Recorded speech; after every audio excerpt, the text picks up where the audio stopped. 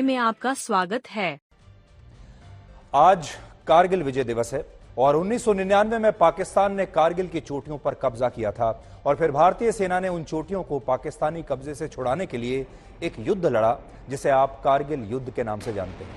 84 दिन तक चले इस युद्ध में आज के दिन भारतीय सेना की जीत हुई थी और इसीलिए हम इसे कारगिल विजय दिवस के तौर पर मनाते हैं। आज की पीढ़ी के जीवन का यह पहला युद्ध होगा जो भारतीय सेना ने लड़ा और अपने पराक्रम से जीता। जब यह युद्ध लड़ा गया उस समय भारत में 24 घंटे के न्यूज चैनल्स की शुरुआत हो ही रही थी, इसलिए आप यह भी कह सकते हैं कि यह भारतीय सेना का ऐसा पहला युद्ध था जिसे देश के लोगों ने टीवी पर देखा, अपने घर में बैठकर देखा। यह युद्ध कई मायनों में बहुत खास था। हम हर साल कारगिल विजय दिवस तो मनाते हैं, लेकिन इस युद्ध ने हमें क्या सिखाया शायद इस पर कभी बात नहीं करते। इसलिए आज हम सबसे पहले आपको कारगिल युद्ध का एक फ्लैशबैक दिखाएंगे। ये उन लोगों के लिए है जो उस जमाने में शायद बहुत छोटे रहे होंगे उम्र में या पैदा भी नहीं हुए होंगे, लेकिन आज तक 1999 में भी इस युद्ध को कवर कर रहा था। इसलिए इस फ्लैशबैक के आपके लिए आज 3 अध्याय होंगे। पहला अध्याय होगा घुसपैठ, दूसरा अध्याय होगा युद्ध और तीसरा अध्याय होगा विजय। इसमें पहला अध्याय है कारगिल में पाकिस्तान की घुसपैठ के बारे में। जिस दौर में लाहौर बस सेवा के जरिए भारत पाकिस्तान की तरफ दोस्ती का हाथ बढ़ा रहा था, उसी दौरान पाकिस्तान कारगिल में घुसपैठ कर रहा था। 3 मई 1999 को एक चरावाहे ने हथियारबंद पाकिस्तानी सैनिकों को कारगिल की चोटियों पर देखा। इस चरावाहे ने यह जानकारी भारतीय सेना के अधिकारियों को दी, जिसके बाद 5 मई को भारतीय जवानों को वहां पर भेजा गया। इस दौरान 5 भारतीय सैनिक शहीद हो गए और फिर युद्ध का ऐलान हुआ।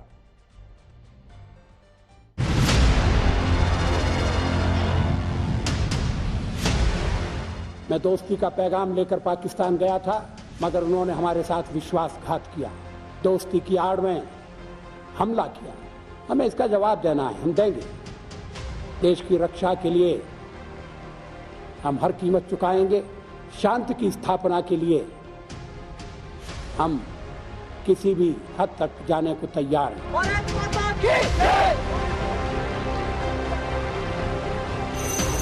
हम लोग किसी भी परिस्थिति का सामना करने के लिए पूरे तौर पर तैयार हैं। हमें नहीं लगता है कि किसी प्रकार का ऐसा हरकत करने के लिए वो आगे बढ़ेगा, लेकिन अगर कोई कदम बढ़ावे तो फिर जवाब देना पड़ेगा। जहां जो लोग घुसपैठ आए हैं उनमें से आखिरी व्यक्ति को वहां से बाहर करने का।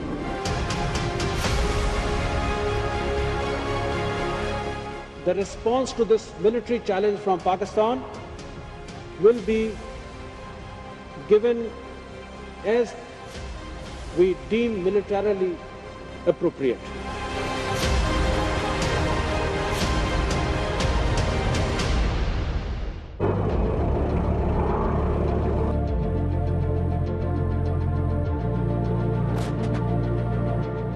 हम शांति चाहते हैं, ये तो दुनिया ने देखा। अब दुनिया ये देखेगी कि हम शांति की रक्षा के लिए और अपनी शक्ति का भी प्रदर्शन कर सकते हैं।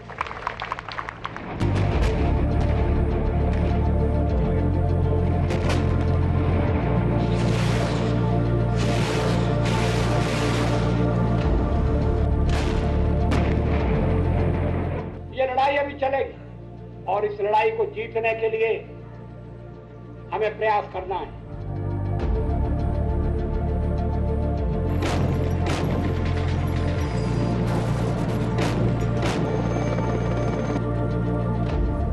लड़ाई के परिणाम के बारे में भी मेरे मन में कोई संदेह नहीं है। हमारी विजय निश्चित है और हम विजयी होकर दिखाएंगे।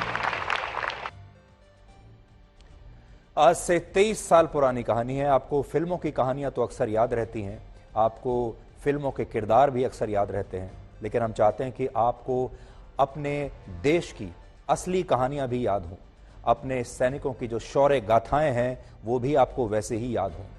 कारगिल विजय दिवस की कहानी का अब दूसरा अध्याय देखिए और उसका नाम है युद्ध।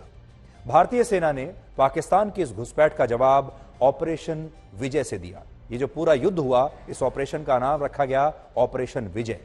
18,000 फीट की ऊंचाई पर करीब 84 दिनों तक यह युद्ध चला। भारतीय सेना ने पाकिस्तानी सैनिकों पर 2.5 लाख गोले दागे और 300 से ज्यादा तोप मोर्टार और रॉकेट लॉन्चर से हर रोज औसतन 5000 से ज्यादा फायर किए गए। इस लड़ाई के सबसे महत्वपूर्ण 17 दिनों में हर रोज 1 मिनट में कम से कम 1 राउंड फायर किया गया।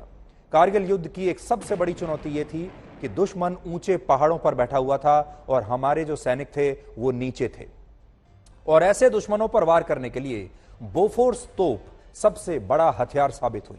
इन तोपों की खासियत यही थी कि ये काफी ऊंचाई वाले निशाने पर भी गोले दाग सकती थी। बोफोर्स वजन में बहुत हल्की थी और हल्की होने के कारण इसे पहाड़ी क्षेत्रों में कहीं भी तैनात करना बड़ा आसान था। बोफोर्स सौदे को लेकर हमारे देश में बहुत बड़ा राजनीतिक विवाद रहा, भ्रष्टाचार के आरोप लगे, लेकिन यही तोप कारगिल युद्ध में भारत के सबसे ज्यादा काम आई। आज के दौर में भारत के पास S-400 जैसा एडवांस्ड एयर डिफेंस सिस्टम है। 1999 से 2022 के बीच हालात बहुत तेजी से बदले हैं। भारतीय सेना आज पहले से कहीं ज्यादा सक्षम और आधुनिक है, लेकिन 1999 में कारगिल युद्ध की जीत में प्रमुख भूमिका बोफोर्स की थी।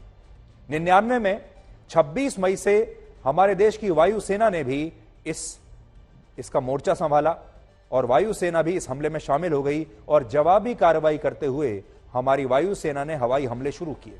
9 जून के बाद भारतीय सेना ने प्रमुख चोटियों पर दोबारा से नियंत्रण पाना शुरू कर दिया था और भारत की जीत के साथ खत्म हुए इस युद्ध में भारत ने अपने 527 जवानों को तब तक खो दिया था।